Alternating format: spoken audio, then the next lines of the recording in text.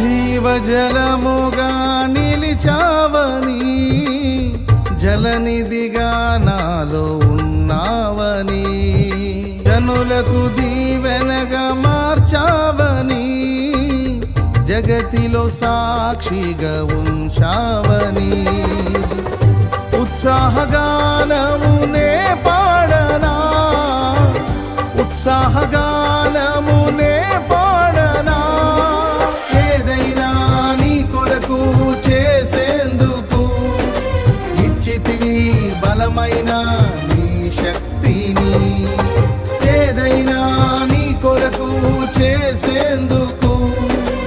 ఇచ్చితివి బలమైన నీ శక్తిని,